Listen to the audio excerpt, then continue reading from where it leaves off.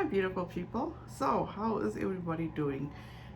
I personally am so excited, or I feel so relieved, for the mere fact is that today we actually got the independent autopsy results, the new ones. So that actually put me on another level.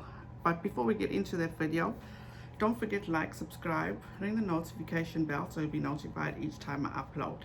So you guys, I decided to actually come on today and do an update on the George Floyd situation. So if we go back, and you remember the first autopsy that they did, and this is what it stated. Per the criminal complaint against Chauvin, Floyd did not die of traumatic asphyxia or strangulation. According to the Hennepin County Medical Examiner's Office, Floyd's death was a result of being restrained by the police, his underlying health conditions, and other potential toxins in his system. Really?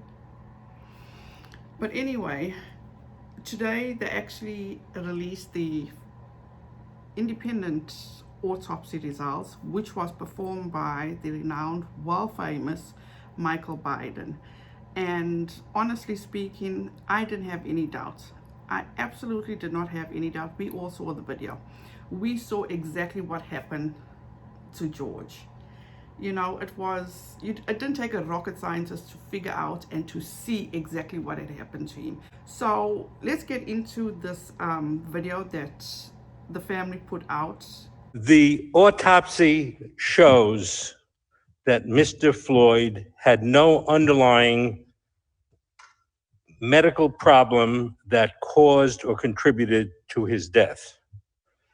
This is confirmed by information provided to Dr. Wilson and myself from the family. He was in good health. The compressive pressure of the neck and back are not seen at autopsy because the pressure has been released by the time the body comes to the medical examiner's office. It can only be seen, serious compressive pressure on the neck and back can only be seen while the pressure is being applied, or when, as in this instance, it is captured on video. And in this instance, we can see after a little bit less than 4 minutes that Mr. Floyd is motionless, lifeless, and when the EMS arrived and put him on the stretcher without any CPR at that time, during the ambulance trip, he did not respond to CPR and did not respond to cardiac shock. The cause of death, in my opinion, is asphyxia due to compression of the neck, which, as Mr. Crump indicated, can interfere with blood flow and oxygen going to the brain, and compression of the back, which interferes with breathing. When he said, "I can't breathe," unfortunately, many police are under the impression if you can talk, that means you're breathing. That is not true. There you go. It's so suspicious. Very, very suspicious. It's how come the Hennepin County Examiner's Office found that, but they couldn't find what he found. It's just weird.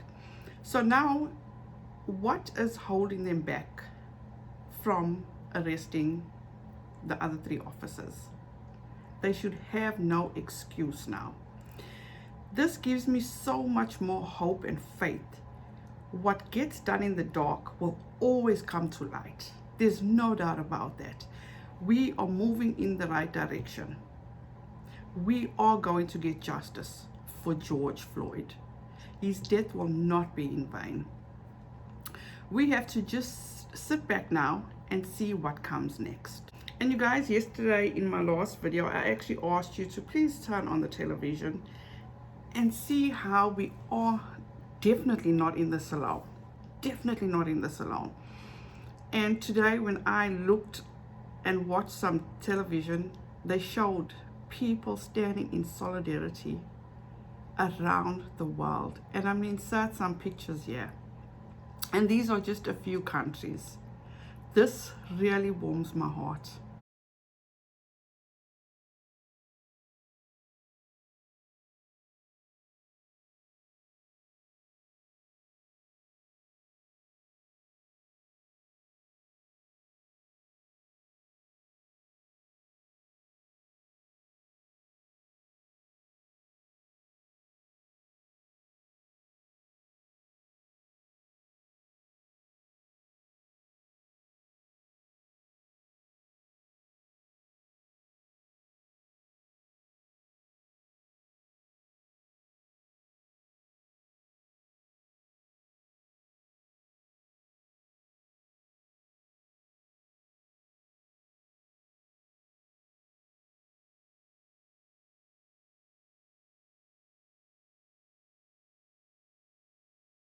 Do not be discouraged, guys.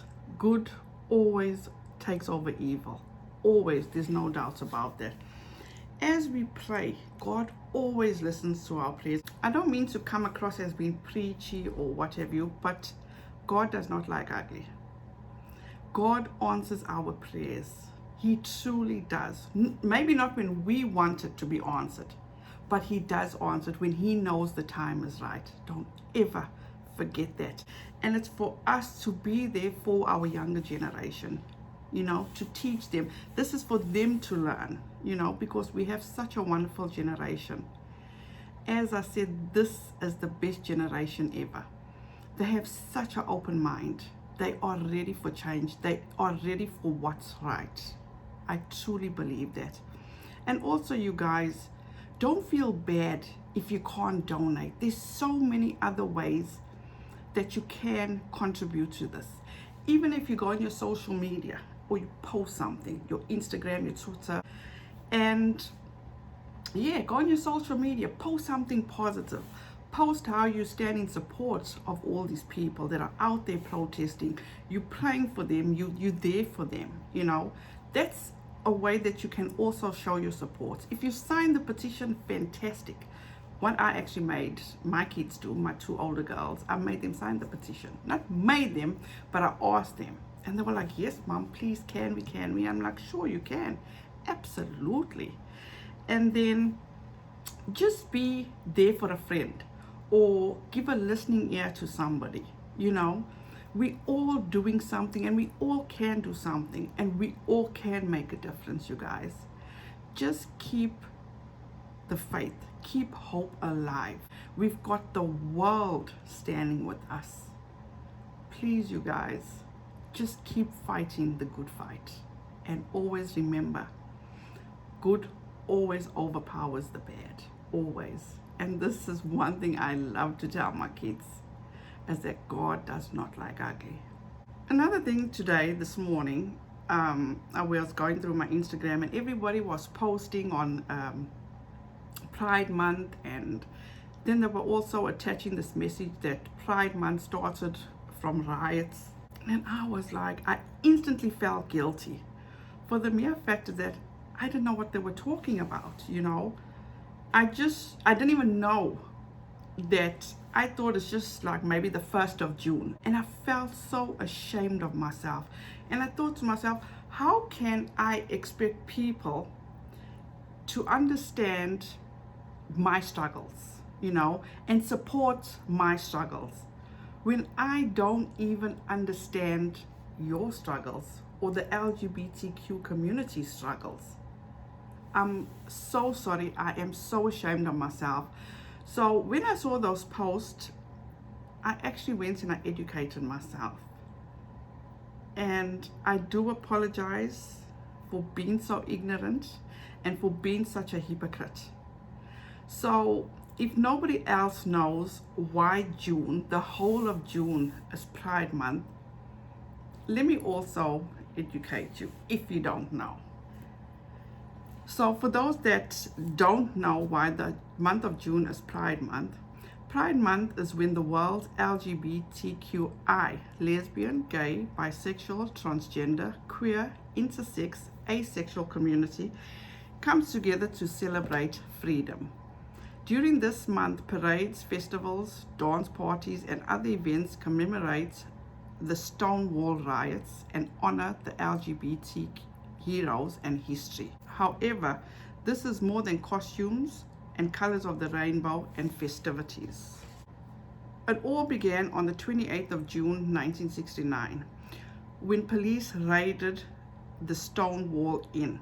The police said they had arrived to disperse the bar's patrons because the Stonewall Inn had violated liquor laws. It was a gay bar in New York City, which then led to riots and protests from people of the LGBT community.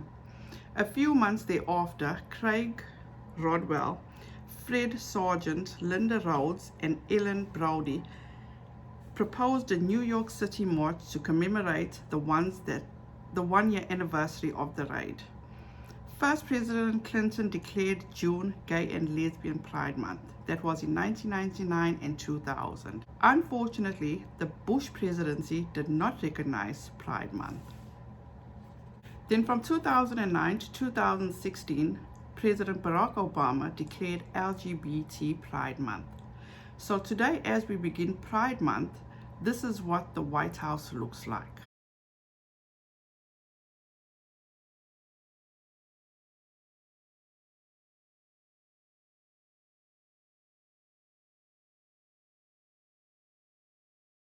This is so unfortunate because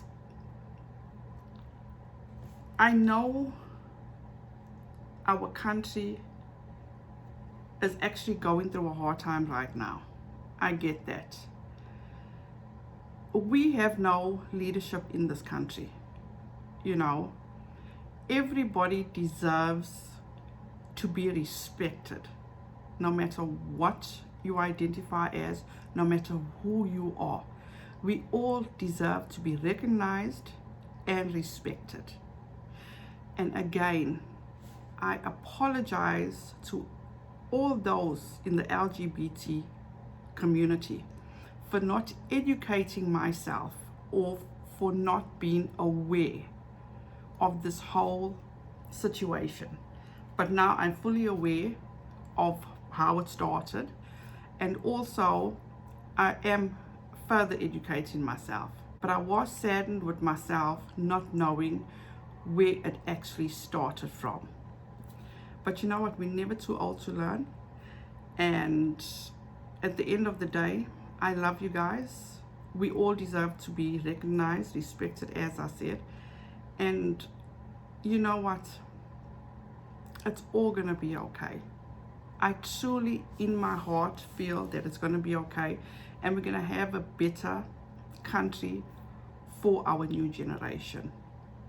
So you guys, with that said, thank you so much for taking the time out to listen to me. Don't forget to like, subscribe, ring the notification bell, and you'll be notified each time I upload. And please don't forget, stay safe, you guys. Please, please, please stay safe and just be kind to one another. I love you guys so much, and I'll see you in the next one.